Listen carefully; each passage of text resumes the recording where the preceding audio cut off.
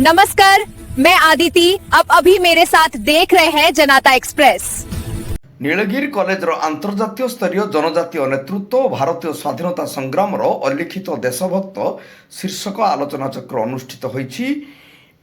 ଏହି ସେମିନାରରେ ଭାରତ ବିଦେଶର ଖ୍ୟାତନାମା ଇତିହାସବିତ୍, ଶିକ୍ଷାବିତ୍, ଗବେଷକ ଓ ବୁଦ୍ଧିଜୀବୀମାନେ ଅଂଶଗ୍ରହଣ କରିଥିଲେ। ଯୁକ୍ତରାଷ୍ଟ୍ର ଆମେରିକାର କାଲିଫର୍ଣ୍ଣିଆ ବିଶ୍ୱବିଦ୍ୟାଳୟର ପ୍ରଫେସର ଅନ୍ନପୂର୍ଣ୍ଣା ପାଣ୍ଡେ ସେମିନାରକୁ ଉଦ୍ଘାଟନ କରିଥିଲେ। ମୁଖ୍ୟ ବକ୍ତବ୍ୟରେ ପ୍ରଫେସର ପାଣ୍ଡେ ଏକ ପ୍ରଶ୍ନଶୈଳରେ କହିଥିଲେ କି ଆମେ କ'ଣ ସତରେ ତଫସିଲଭୁକ୍ତ ଜନଜାତିମାନଙ୍କ କଥା ଶୁଣିବାକୁ ପ୍ରସ୍ତୁତ ଅଛୁ କି?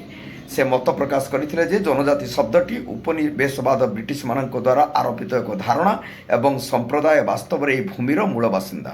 ସେ ଇତିହାସକୁ ଜନଜାତୀୟ ଦୃଷ୍ଟିକୋଣ ଓ ଜ୍ଞାନ ପ୍ରଣାଳୀ ମାଧ୍ୟମରେ ପୁନର୍ବିଚାର କରିବା ପାଇଁ ଆହ୍ୱାନ ଜଣାଇଥିଲେ। ସେମିନାରର ମୁଖ୍ୟ ଅତିଥି ଭାବେ କାଲିଫର୍ଣ୍ଣିଆ ବିଶ୍ୱବିଦ୍ୟାଳୟର ପ୍ରଫେସର ତ୍ରିଲୋକୀନାଥ ପାଣ୍ଡେ ଉପସ୍ଥିତ ରହି ଆଦିବାସୀ ସମ୍ପ୍ରଦାୟର ନେତୃତ୍ୱ, ଅଧ୍ୟୟନର ଉତ୍ପତ୍ତି ଓ ବିକାଶ ସମ୍ପର୍କରେ ଆଲୋକପାତ କରି ମୁଖ୍ୟଧାରା ଇତିହାସ ରେଖନର ଦୀର୍ଘଧର ଧରି ସେମାନଙ୍କୁ ଅଣଦେଖା ହୋଇଆସୁଥିବା ଜନଜାତି ପ୍ରତିରୋଧ ସଂଗ୍ରାମକୁ ପୁନଃ ଆବିଷ୍କାର କରିବାର ଆବଶ୍ୟକତା ଉପରେ ଜୋର ଦେଇଥିଲେ।